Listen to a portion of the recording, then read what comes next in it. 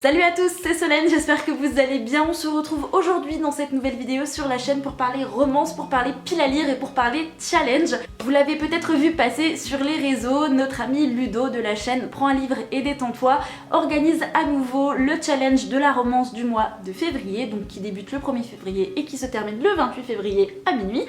Et puis, écoutez, dès que j'ai vu la vidéo de Ludo, je me suis dit que j'allais participer. Je ne vais pas vous réexpliquer tout le règlement des paliers, etc. Dans cette vidéo. Si jamais ça vous intéresse, je vous laisse juste ici ou juste en dessous les liens vers la chaîne et la vidéo en question de Ludo. Et n'hésitez pas à participer si jamais ça vous intéresse, puisque Ludo a organisé ça de façon à ce que le plus de personnes possible puissent participer au challenge, en fait, tout simplement, que vous soyez des lecteurs de romances aguerris ou que vous n'en lisiez que de temps en temps, voilà, il y en a pour tout le monde et pour tous les goûts. Je vous cache pas que j'ai été un peu gourmande et que j'ai sélectionné le plus gros palier slash menu possible pour ce challenge, puisque j'ai 12 livres à vous présenter et sur ces 12 livres, il y en a 6 qui ont des critères imposé. On va commencer par ces 6 là et le premier c'est Briar University, le tome 3 The Play de L. Kennedy qui répond, je devrais dire plutôt, aux critères du jaune sur la couverture. Alors ça peut être que partiellement, ça peut être que des petites taches ou ça peut être une couverture intégralement jaune, peu importe, on chipote pas non plus, mais voilà, j'avais très envie de lire le tome 3 de Briar University. J'ai adoré la saga Off Campus, gros coup de cœur pour The Deal qui est le premier tome de cette saga. Vous connaissez mon amour pour l'histoire de Anna et de Gareth et c'est vraiment le livre cocon par excellence que je peux relire plusieurs fois par an quand j'ai pas trop le moral et quand ça va pas et quand j'ai besoin d'une lecture doudou en fait. Et puis j'ai beaucoup aimé le reste de la saga Off Campus, était sympa. J'ai beaucoup aimé le premier tome de Briar University qui est The Chase. J'ai surkiffé le tome 2 qui est The Risk. Et là, il me tarde de découvrir The Play. Je ne sais pas si le tome 4 est sorti en français, je ne me suis pas renseignée, mais je sais qu'il existe en VO. On poursuit avec un autre roman qui répond également à un critère qui est une suite de saga, tout simplement, un tome de saga autre que le premier tome. Et j'ai choisi Everyday Heroes de Kay Bromberg, le tome 3 qui s'intitule Cockpit. J'ai lu les 2 premiers tomes fin d'année 2020, j'ai beaucoup aimé le premier, j'ai adoré le deuxième.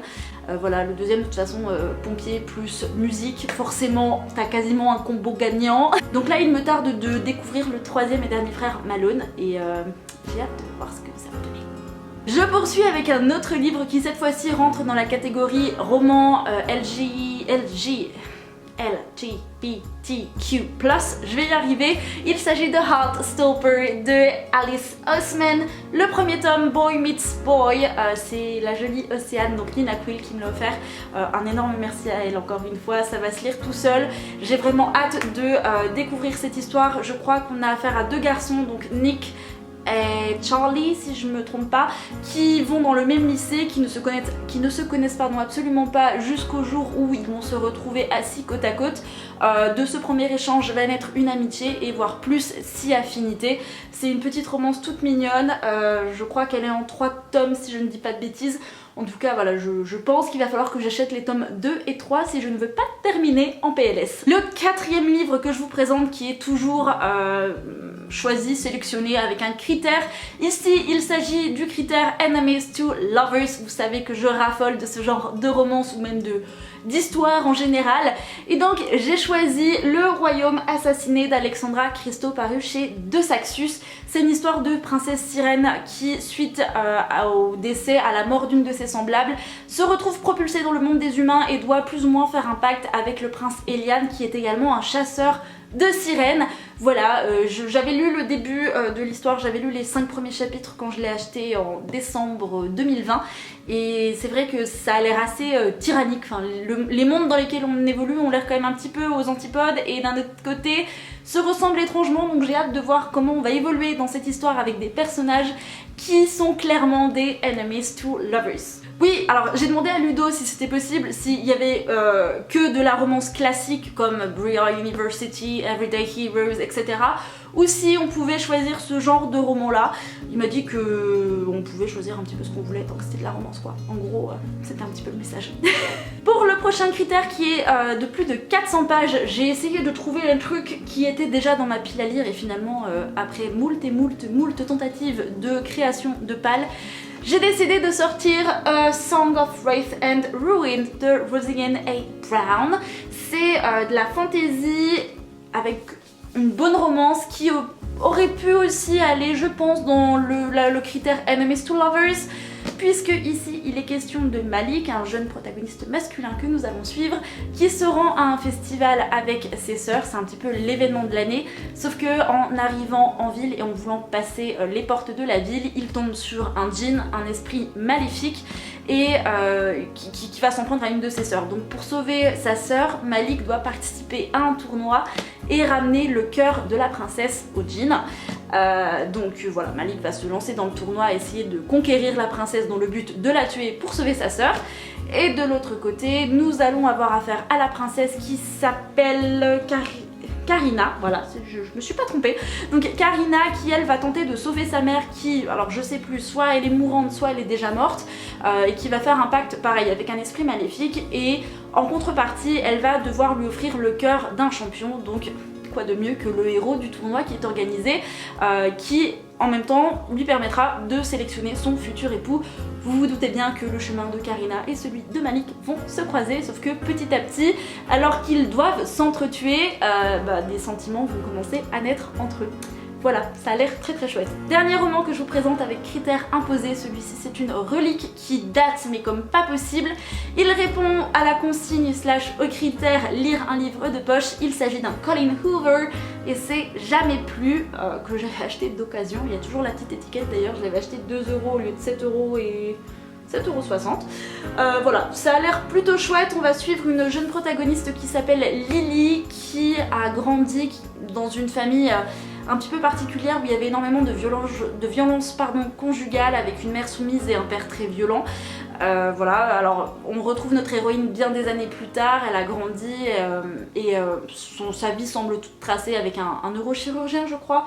Enfin bref, sauf que bon, son passé continue un petit peu à la hanter, et notamment son premier amour qui s'appelle Atlas et qui va plus ou moins ressurgir. Je ne me rappelle plus très bien du résumé, mais en tout cas ça a l'air d'être une histoire qui vous prend en trip, qui a l'air très chouette, et puis qui va se lire assez vite. Enfin généralement ce genre de bouquin ça fait ça nous fait pas longtemps hein, si on a l'habitude et qu'une fois qu'on est lancé ça se lit très vite. On poursuit avec les livres qui étaient un petit peu en mode open bar, et ça a été une tannée je vous jure à tout sélectionner ce que je voulais sans dépasser les 12 livres, parce que il y en a tellement que je veux lire et que je n'ai pas lu ici, enfin bref, voilà. J'en ai sélectionné 6, le premier c'est un e-book et c'est le troisième et dernier e-book que je vous présente dans cette vidéo. Il s'agit de Breaking the Ice de Nina Lauren. Il est sorti ce bouquin l'année dernière je crois, si je dis pas de bêtises. Je crois que c'était juin 2020, mais bon, je me trompe peut-être, je confonds peut-être avec un autre. En tout cas, dans cette histoire, il est question de joueurs de hockey, de relations interdites, de massage, de sportifs de haut niveau, et ouais, surtout de relations interdites. Dans cette histoire, on va rencontrer Paige, qui est une jeune femme qui a concrétisé l'un de ses rêves, intégrer l'équipe médicale d'une très célèbre et grosse équipe de hockeyeurs new-yorkais, les Rangers. C'est très clair pour Paige, de toute façon elle a pas le temps de penser côté cœur parce qu'elle a trop de boulot, et parce que surtout il y a un contrat qui stipule qu'elle n'a pas le droit, que c'est complètement et formellement interdit d'avoir tout type de relation intime avec ses collègues ou avec les autres membres de l'équipe, c'est-à-dire les joueurs. Sauf que vous vous doutez bien que le petit monde de Paige va être complètement chamboulé le jour où un nouveau joueur va débarquer. Soren Peterson va complètement la mettre sans dessus dessous et semble lui-même attiré par Paige.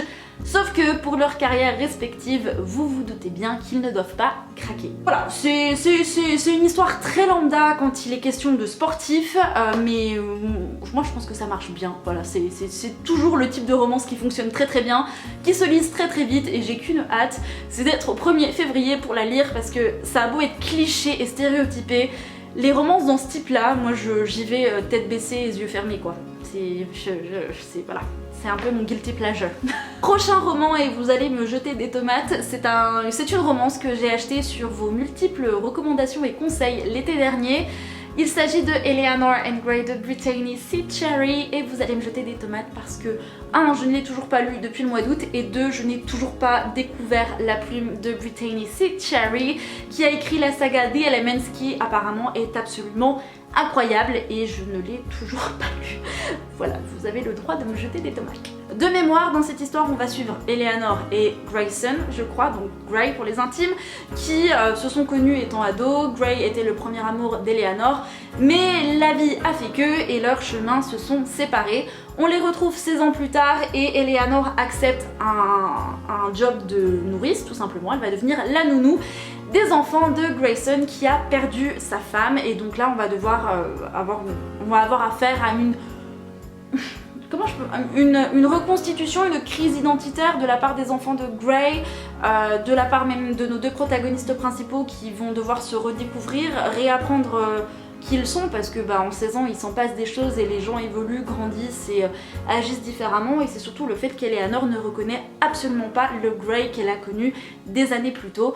Donc voilà, c'est à peu près tout ce que je sais pour le petit résumé et je vous avoue que je ne veux pas en savoir plus, j'ai vraiment hâte de plonger dans cette histoire. Forcément je ne pouvais pas mettre Eleanor and Gray sans mettre Landon and Shay, toujours de Brittany Seed Cherry, donc c'est un petit peu la suite entre guillemets puisque ici on va suivre des personnages secondaires de Eleanor and Gray. Landon ça peut être le meilleur pote de Gray et Shay je crois que c'est la cousine d'Eleanor, alors peut-être que je me trompe complètement mais j'ai vu passer ça dans des chroniques que j'avais regardées. C'est un diptyque, je n'ai pas le tome 2 en ma possession, ce sera peut-être le cas quand j'aurai lu le premier tome après avoir découvert Eleanor and Gray forcément, mais il me tarde parce que j'ai eu des échos sur Landon et je pense que c'est un personnage fort intéressant. On poursuit avec un livre que je vous présenterai dans le prochain book haul, c'est Seasons of the Storm de Elle Cosimano. Si vous me suivez sur les réseaux, vous avez dû probablement voir les multiples déboires que j'ai eu avec ce bouquin qui est arrivé dans un piteux état, c'est-à-dire que la colle du carton a collé la jaquette et le carton était collé à la jaquette, donc j'ai essayé de le récupérer comme je pouvais. Là à la caméra vous voyez pas grand chose, je vous montrerai dans le prochain book haul un peu plus en détail.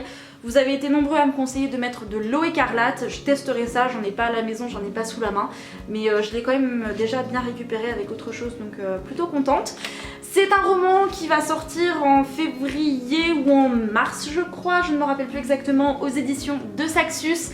Il est question ici de magie ancestrale liée notamment à Gaïa, puisque dans cette histoire on va rencontrer Jack Summers qui a 2 choix qui s'offrent à lui, mourir ou vivre mais sous les règles strictes et magiques de Gaïa. Vous vous doutez bien qu'il va vouloir vivre, il va alors devenir ce qu'on appelle un Winter, donc une réincarnation de l'hiver, et puis on va découvrir qu'il y a différentes réincarnations, donc a winter, a spring, a summer, an autumn, donc hiver, des réincarnations de l'hiver, du printemps, de l'été et de l'automne, et c'est toute une question de cycle en fait. Ces personnages là qui sont des réincarnations ne font que quelque chose dans leur pauvre petite réincarnation, j'ai envie de vous dire, c'est-à-dire qu'ils s'entraînent, ils chassent, ils meurent.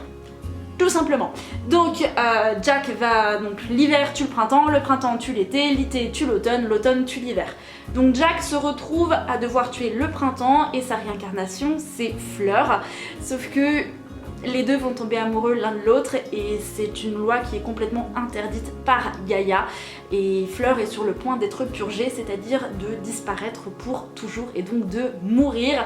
Pour éviter d'en arriver là, mais ne pouvant pas contrôler leur amour, Jack, Fleur et les autres incarnations des saisons vont se réunir et essayer d'échafauder un plan pour un petit peu se rebeller contre ces règles, je crois, si je ne dis pas de bêtises dans mes souvenirs. Donc voilà, ça a l'air d'être une histoire hyper chouette, j'ai hâte de la lire, c'est un roman, la première fois que je vous l'ai présenté c'était en février 2020, il allait sortir en VO et la couverture est absolument magnifique. Je sais plus s'il y a quelque chose, non il n'y a rien ici. Mais il est vraiment très très chouette et je suis juste un peu dégoûtée qu'il soit arrivé dans un sale état. D'ailleurs, je l'ai pas remis dans le bon sens, tout va bien, il faut que je remette la jaquette, tout va bien. On poursuit avec un roman que je mets dans chaque palle que j'ai l'occasion de concocter. c'est The Darkest Star de Jennifer L. Armentrout. Celui-ci, il aurait très bien pu rentrer dans la catégorie autrice coup de cœur de l'année 2020. Vous-même, vous savez, ils sont juste là, mes derniers petits bébés que j'adore du plus profond de mon cœur. Et il me tarde d'avoir le tome 3 sous la main, parce que la fin du tome 2... Oh les gars, non c'est pas possible. Enfin, le jour où elle sortira en français... voilà, cœur sur vous, courage, parce que là je décède intérieurement. C'est comme quand tu as la fin d'Akomaf et que tu n'as pas Akowar sous la main. Je te jure, t'en es à peu près au même point. Tout ça étant dit, je reviens sur The Darkest Star. Vous connaissez mon amour pour Jennifer L. Armentrout, vous connaissez mon amour pour la série Lux, et je n'ai jamais lu la série, le sequel qu'on dit en anglais, donc la suite de cette saga qui est sur un des personnages secondaires de Lux, qui devient le personnage principal ici. Et je ne sais pas pourquoi je ne l'ai toujours pas sorti, parce que concrètement c'était l'un de mes personnages préférés dans la saga Lux, et il me tarde de le retrouver, hein, voilà, c'est cœur, et je sais pas, j'ai très hâte de sortir ce bouquin, mais à chaque fois j'ai très peur, donc je ne le sors pas, donc ça fait depuis sa sortie qu'il est dans ma bibliothèque quoi, enfin... Au bout d'un moment, faut pas déconner non plus. Et enfin, le dernier livre de cette vidéo, c'est une réécriture un petit peu particulière. Il s'agit de The Beholder de Hannah Bright. Alors ici, c'est la version Fairyloot que j'avais réussi à trouver sur Vinted. Donc normalement, elle est dédicacée et tout ça. Elle est vraiment très chouette. Vous le voyez, non ça va, vous voyez ça rose et... Il est vraiment très beau, j'aime beaucoup. Ma meilleure amie l'a lu, m'a dit qu'il était plutôt sympa. Ici on va rencontrer une jeune femme qui s'appelle Scylla, qui est de bonne famille et qui est humiliée publiquement le jour où un ami d'enfance refuse ses sentiments, sa déclaration, et refuse de devenir son partenaire de vie. Donc bon, Scylla, elle a été un peu élevée dans cette optique de la seule chose qu'elle doit faire, c'est trouver le partenaire idéal, le mari idéal qui va amener prospérité, bonheur et joie à sa famille et son peuple. Sauf que avec ce rejet, elle est complètement humiliée, donc sa belle-mère, qui a l'air d'être quelqu'un d'assez tyrannique, lui propose très gentiment d'aller voguer sur les flots et de traverser l'océan Atlantique avec une liste de prétendants, et si Scylla ne trouve pas le parti idéal, ce n'est même pas la peine qu'elle revienne mettre les pieds chez elle. Donc on va suivre Scylla dans cette épopée, dans cette aventure, qui va notamment être en mer, et en fait il est question de réécriture de différents mythes et légendes. Je crois qu'il va même être question de légendes arthuriennes, on va avoir différents princes de différents contes de fées, enfin ça peut être très chouette, donc j'ai hâte de voir ce que ça va donner. J'ai quand même beaucoup d'attentes sur ce roman, mais ma meilleure pote m'a prévenu qu'il pouvait y avoir quelques longueurs, qu'il était bien mais qu'il n'était pas exceptionnel. Le tome 2, je sais plus s'il est sorti, ou en tout cas il ne va pas tarder de sortir. La couverture est absolument magnifique, et ouais, très chouette. Donc j'ai très envie depuis plusieurs semaines de le sortir, et je pense que ça tombe à pic. On est terminé pour cette vidéo, j'espère qu'elle vous aura plu. N'hésitez pas à me dire dans les commentaires si vous participez à ce challenge, ou si en même temps vous faites un autre challenge, ou si vous faites un autre challenge tout court. Je crois que oui, c'est Alex de la chaîne Alex Bookin en Prada fait un challenge qui s'appelle Février Tapal, auquel moi je ne participe pas cette année, mais je pense participer avec plaisir l'année prochaine s'il y a une nouvelle édition, parce que je trouve le concept très sympa. Puis on verra aussi l'état de ma palle d'ici l'année prochaine. Donc voilà. J'espère que cette vidéo vous a plu. N'hésitez pas encore une fois à me dire ce que vous en avez pensé, s'il y a des livres qui vous intéressent, certains que vous avez peut-être lus, d'autres que vous aimeriez me recommander, ou simplement les livres que vous avez sélectionnés si vous participez à ce challenge. Encore une fois, tous les liens vers la vidéo de Ludo et sa chaîne sont en barre d'infos, donc n'hésitez pas à aller checker tout ça. En attendant, je vous souhaite à tous et à toutes de passer de très belles et bonnes lectures. Je vous dis à bientôt sur la chaîne, prenez soin de vous, ciao.